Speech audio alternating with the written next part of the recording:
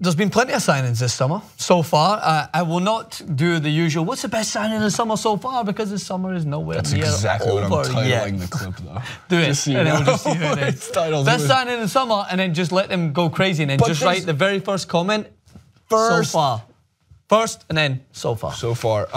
Well, because one of them, obviously Neymar isn't included until it's official, even if we put this video up today, tomorrow, whenever it goes up. Also, I think I want to do a couple of different videos as who's going to have the most impact, who's going to be the most detrimental signing, who's going to have the best season, because they all play in different leagues and they all have different answers. This one is the very well-rounded, easy to define word, best. The bestest.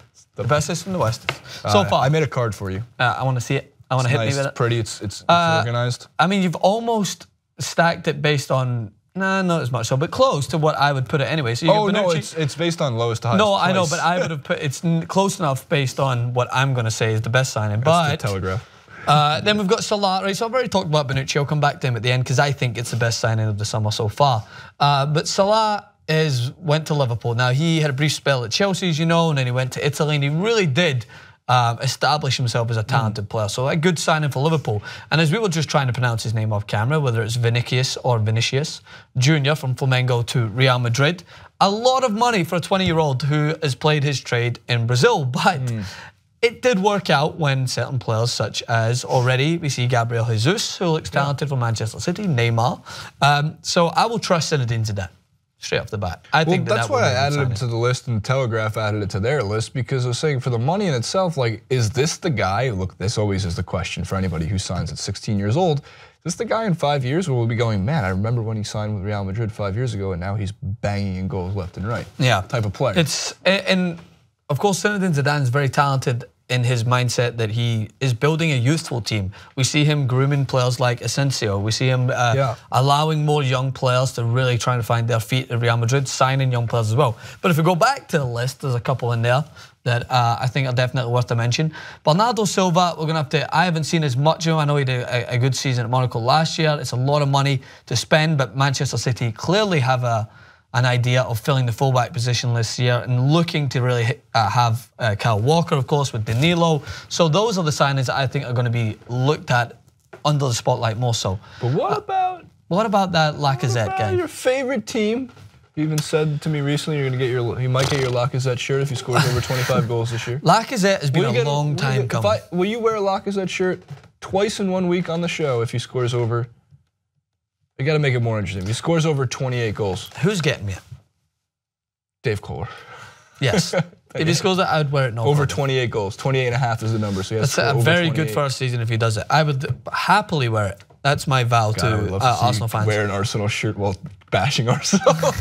That'd be even funnier. What if he scores 28 goals and they finish outside the top 5? You know. So well, no. I mean, well, that's because it can happen. There's been plenty of players that have had phenomenal seasons. Lukaku just did that. Yeah, exactly. So it could go down. So first thing on Lacazette, a fantastic player if Arsenal work together as a team, and I'll tell you what I mean by that.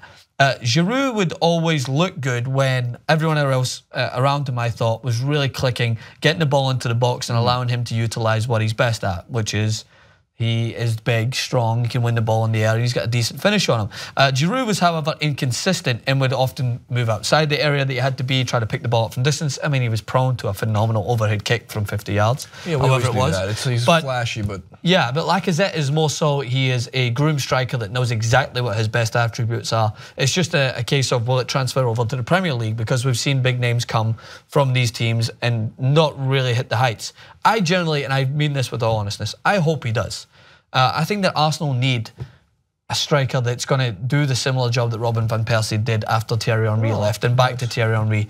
Do I think he's as talented as those players? No, but I think he is a good player. He's not, I mean, if they signed Morata, I don't think Morata would have fit in as well as what he will do at Chelsea. So I think Lacazette is a perfect mould if you get Mesut Ozil and Alexis Sanchez and Arsenal overall just being as creative as they can be in and around the box, because Lacazette will put the ball in the back of the net if you get it to him. So good signing for me. We'll see how it pans out. Lukaku, on the other hand, he's proven that he is a goal-scoring machine in the Premier League.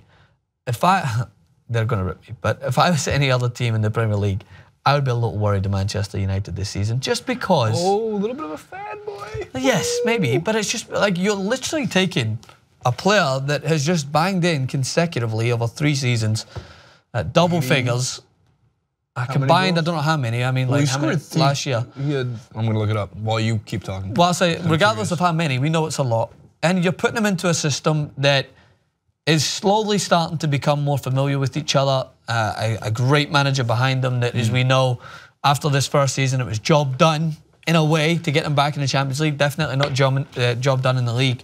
But they've added pieces this year that is allowing them to go to strength without losing anything that they had last year, I think. So I'm not saying that I still don't think Manchester United will win the league, but I would just be wary of them because they just added a known talent to their team that is going to be able to consider it. Lukaku is 24 years old. He scored 25 goals last year, 18 the year before, 10 the year before, 15 the year before.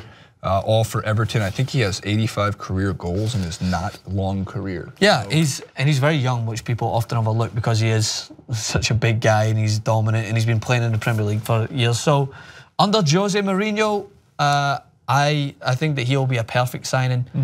And Morata as well under Antonio Conte. This is a guy that Antonio Conte, as we know, carbon copied system from Juventus. He basically was one of the main reasons why someone like Morata ended up at Juventus, regardless of whether he played all those years under Antonio Conte. Like Allegri did adopt a similar system to Antonio Conte, so he knows that system. Right. He won't be used as more of a rotation player though, like he was at Real Madrid and at Juventus. I think he'll be given Morata. He'll be given the keys.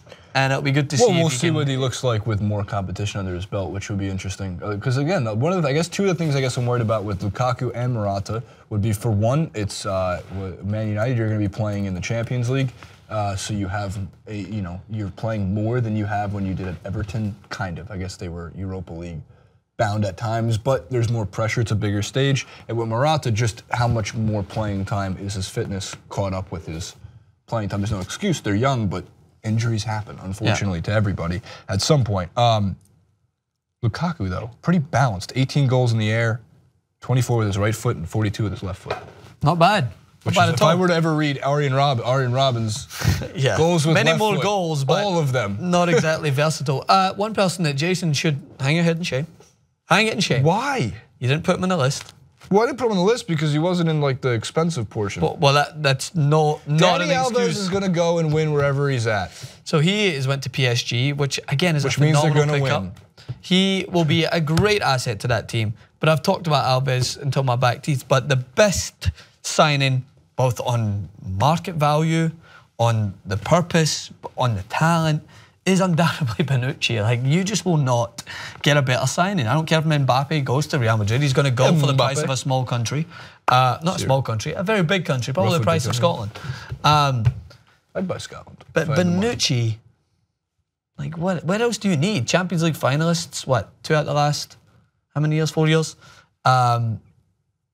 Constant Serie A champions, the best defensive partnership alongside Kylian, Buffon in the world, arguably the best centre-back in the world on his day. Just moved from the best team in the league to one of the teams that's aspiring to be the best team. For whatever reason me and Jason come up with, it doesn't have any validity. That's the only way I can contemplate why he would move, other than an upset with Allegri. Well, yeah, 30. He's in the prime of his defensive career. And Chiellini was, I mean, it's just amazing to show that like how old the Juventus backline was. Chiellini was 32, Barzagli's 36, and Buffon's 39. Like, Bonucci was the youngin.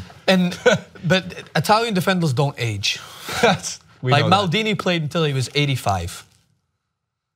You were contemplating that for a second. For a second I was thinking that. Look, there's a baseball player named Jamie Moyer who pitched till he was 49. That's what age did Brett Favre came back through when he was like 42. I mean, we think Tom Brady's going to play till he's 45, but like, I do feel like at some, like, maybe it's defensively it's not the same because a lot of, I feel like forwards kind of fall back to midfield positions when they get a little bit older.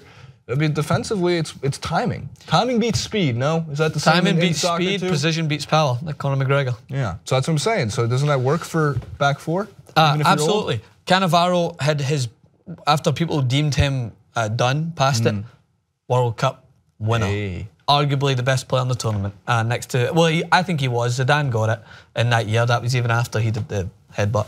But Cannavaro was frightening. Buffon, still considered a defender, but even though he's part of it, obviously he's a goalkeeper, part of the defensive line, he's playing until his late years. It's all about anticipation.